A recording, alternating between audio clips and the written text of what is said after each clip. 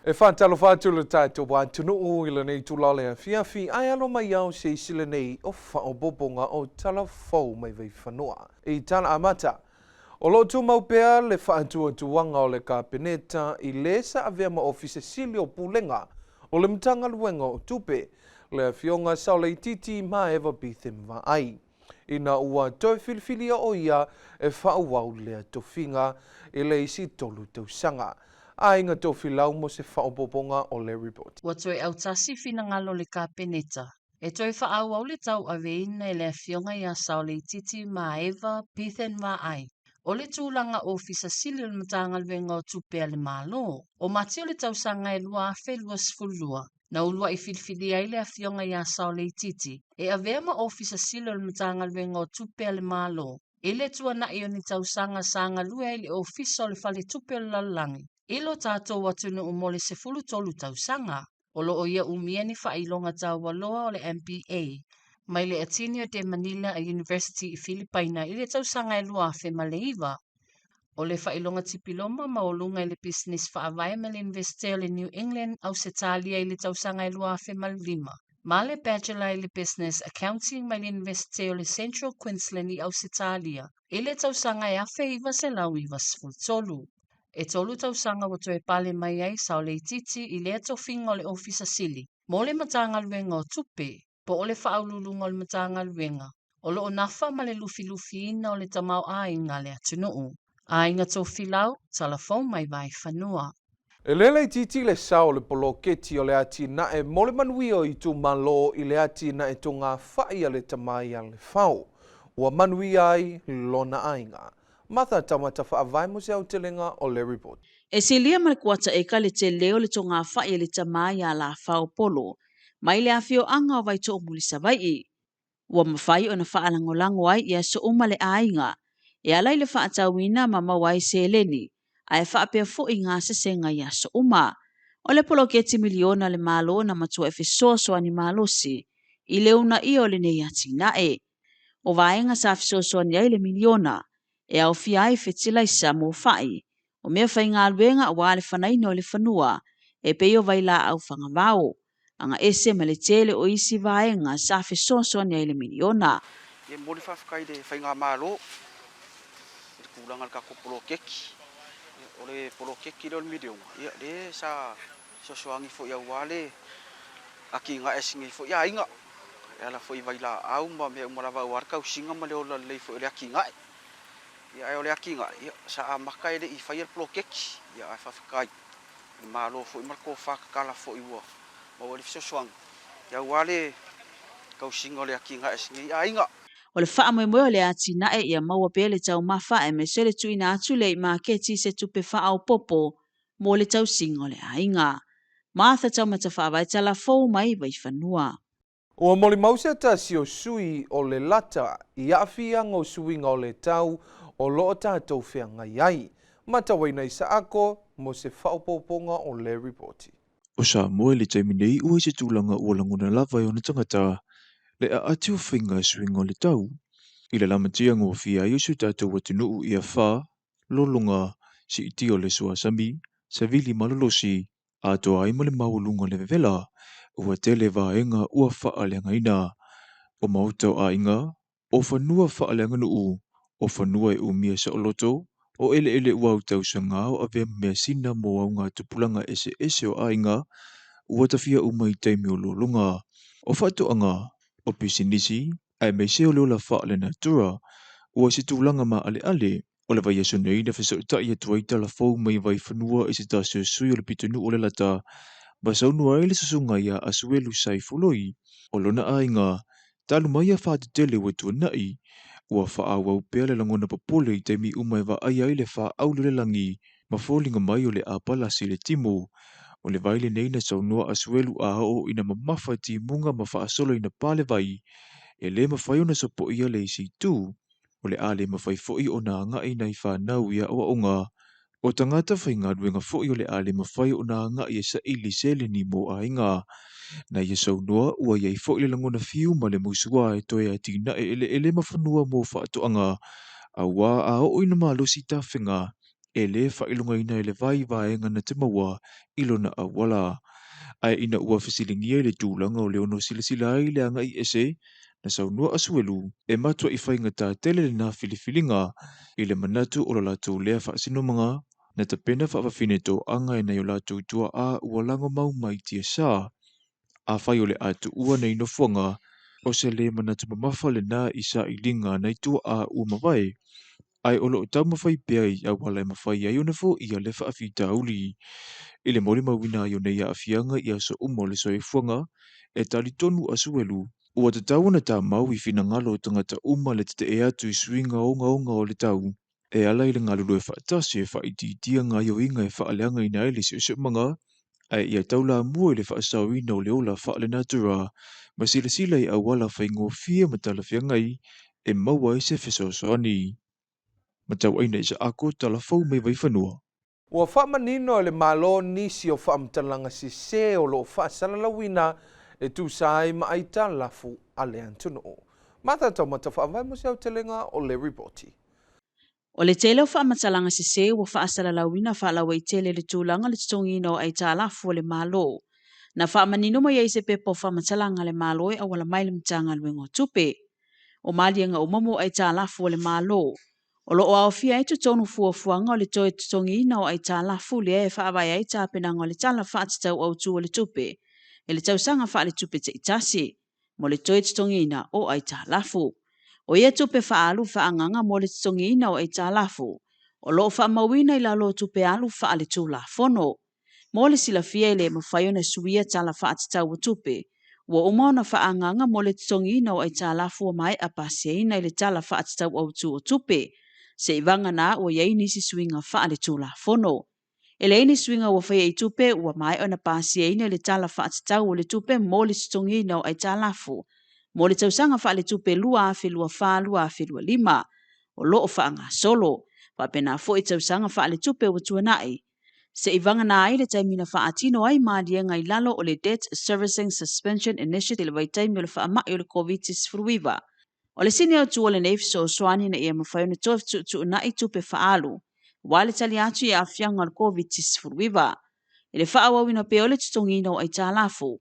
Wa whaamawina i fo i le wha ITT o le au whai o ai Talafou le malo i tausanga ua mabae. I le whai ungal kuatalo na lua le tausanga wha le tupe lua lua wha lua lua lima. Na whaamawina ai Talafou le malo i tusa ma le valu sila ma le tasi tesi ma le iwa miliona tala. Lea e au fiai le iwa se furutolu tesi ma le wha pasene. O ia ai Talafou mai fafu ma le ono tesi ma le ono pasene. O ai Talafou i totonu le atunuu. O se tasi o ia inga po o tapula a tau tamau ai ngā le malo. Ia le sili atu ma le 5% le fua whaatitau o ai Talafou. Pe a whaatusa i le tamau ai ngā i le whai ungo te sema lua lua wha. Na whaamawinai e tusa ma le 2 tesi ma le 2%. Le fua whaatitau o le ai Talafou pe a whaatusa i le tamau ai ngā. Talamali tausanga i luafe se fulufitu e le ito e nono lava le malo Samoa. Ai o loo whaonga ina tupe wha mea alofa mai pa angata wa tinae. Mo ana tina e te tele le malo. Martha tau mata whaavai Talafou Mai Vaifanua. O le awhai se malolonga Talafou Mai Vaifanua, ona tau taliu mai elea pe amahea, whaasalaunga whaapi sini. O le whiwa o pona iwi, o se whaamai e pipisi ua awhia ai Samoa. O se whaamai e taatele i atu nuu mawhanawhana le tau, e pei o Samoa, ma isi atu motu o le Pasifika. A whai e ue le namu le tangata ua maua i le nei whaamai. E ma whai e le namu lea o na toi ue isi tangata, ma awhia ai le whiwa o pona iwi. O a unga e vave o na iloa pe a whai wa awhia le tangata i le whiwa o pona iwi. E a awhia ai le whiwa, ti ngā le ulu, ti ngā so unga o le tino, ma pona iwi, whaafau, ma whaasuati, e fula le ua ma pata le tino.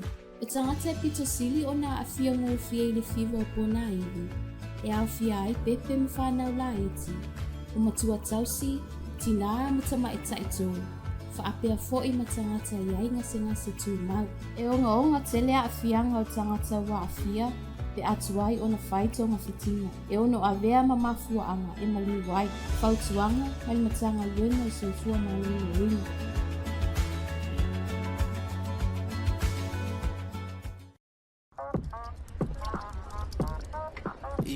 kaikela focus.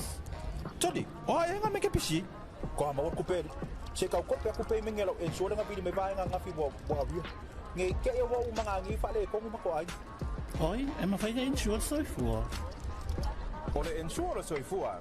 O sau te ngā tupe lea awase tupe whaanganga mono soifua. E mawhai ona talaina pe a maliu le sui. Ole mai au tau sanga le malienga o soifua pe le sui whai sau whanga. So seisi lava e mawhai ona ensure. E mai lava i le tamaititi e le a tole tau sanga. Se ia pa ia e ole a tole fitus furu.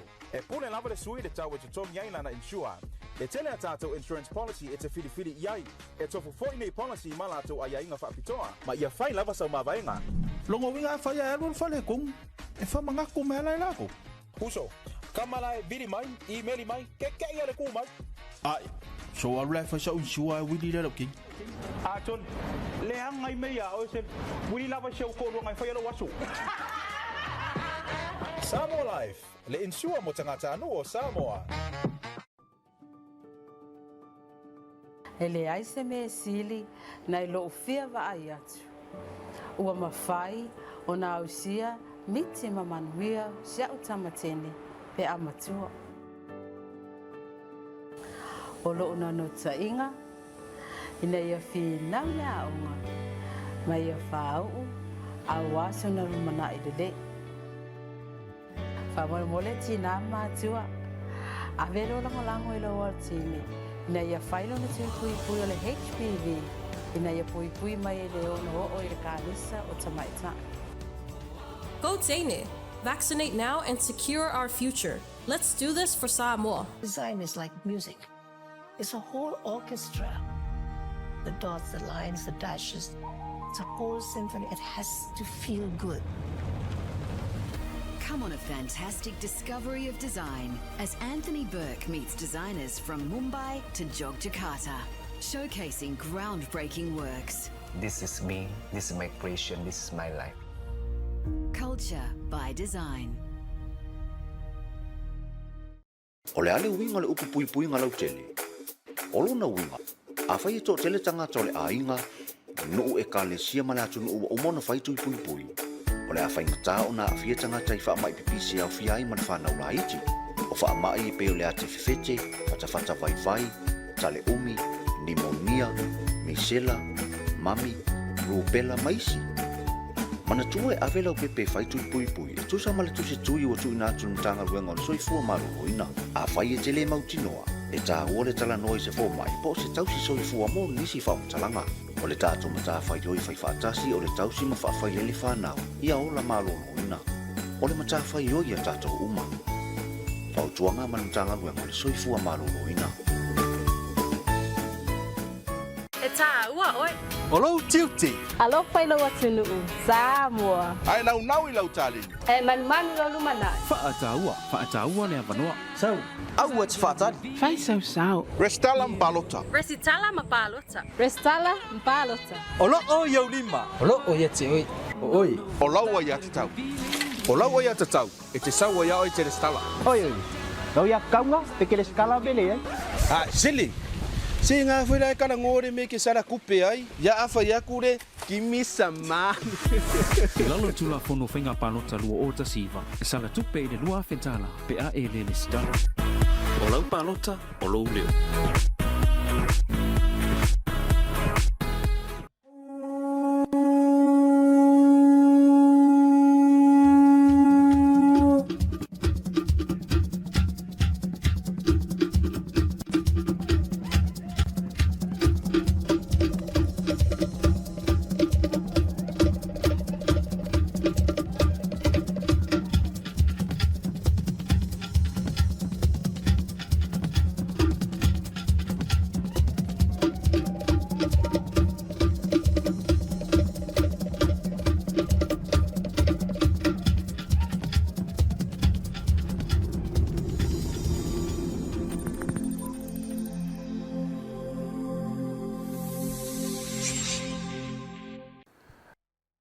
E le tōtali mai ai o Talafou Mai Vaifanua. Wa manuia le ati na e le ainga o mai awa Mikaele.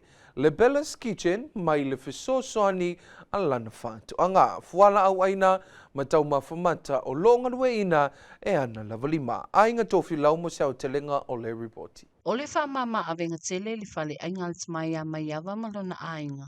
Le tau mawhai pea o ia e tutoni si vaenga o lo o mia mo le kukaina o mea ai. Mo le la pisi nisi whale ainga o le Bella's Kitchen. O le spring onion, lettuce, tomato, ma le kāpisi saina. Ma nisi lava o la awa lo o mia mo le pisi nisi. Whaapea i ma le tonga whai o lo o tuto whaata amilo i le whale. E whaafai fie o na tango lima i ai i taimi e mo mia ai. Na sau no mai awa mi ka ele le whaatala noanga ma le polkalame le lau ele manuia. E ese fo i me totia na ia tau mawhai ai e whaatau nuula nāti na e tua i ai. O le mawhai ala konga kōle me ia ka konga ka pisi o whai oa.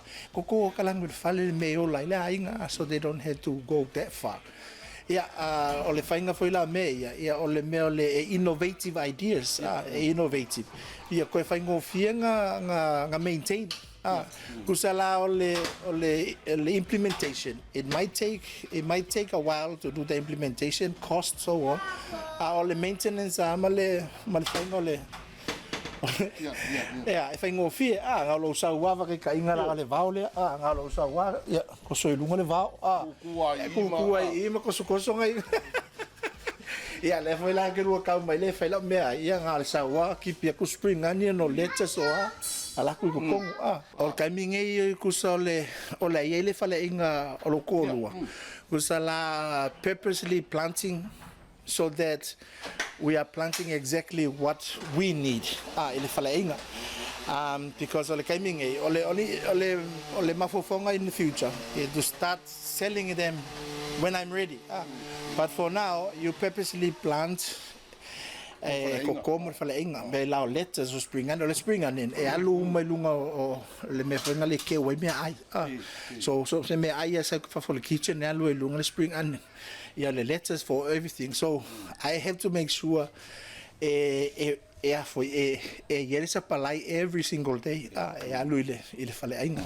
Na whai loa fo i ele whai ati nae.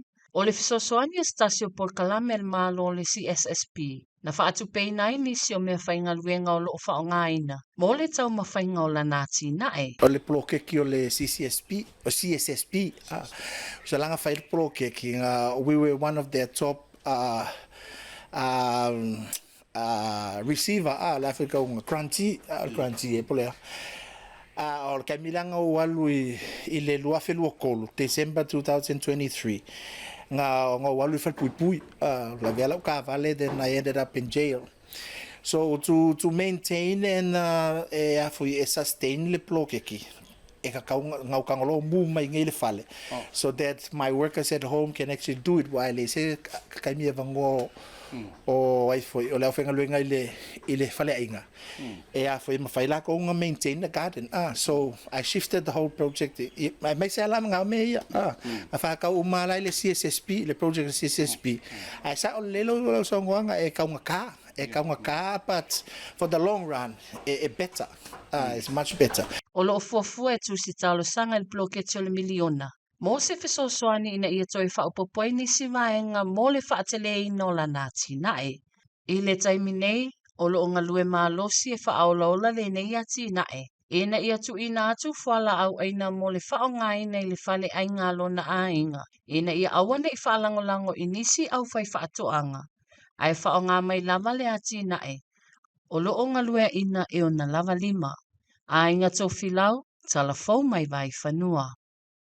Ua sainia le whainga paanga le itu malo o loto whanga male matanga luenga o puna oa whaale natura male si o manga.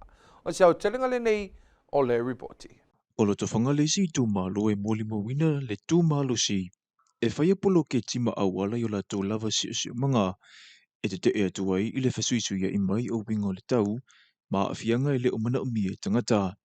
Ua whaelo le pepa whaamtalanga mai le matanga ruenga puna ua whaale na tura mani si manga, o le vai ato nei, le ana whaamana tuina i le aso whaapitoa mo ngā ruenga tau i suwinga le tau, i le tu malo le nei, i lona au tū, whaama wa ai le tō whaama mao whaatinonga, ma ia mausali i le lumana i manuia, pa ua whaaperitani ina, rooted in brilliance, thrive with resilience, o whaatinonga na ta I mua I le matanga wenga ai whaatinoina e a whio anga umau le tu malo e au fiai pese whatu tala whaatino a toa ai matari ngā whesili mata upula vai whaatatau le si o mga.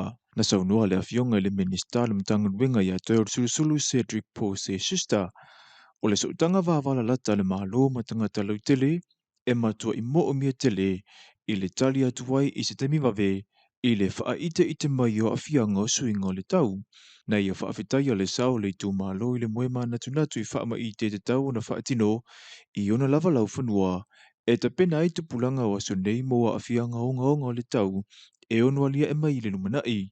Na whaai uina le whaamoe le saini ai o le whiangai ngā le tu malo o loto whanga ma le matanga ruenga o puna o a whaale nā tura ma si mga o le isi le ala asanga I le whaatupula ia o polokalame e tu ititia I suinga onga o le tau. Matau aina isa ako, Talafou Mai Vaifanua. O le nawa mai mailo tātou wāntunu o ia tātou Talafou Mai Vaifanua ai mo le te minei tō whāsoifua.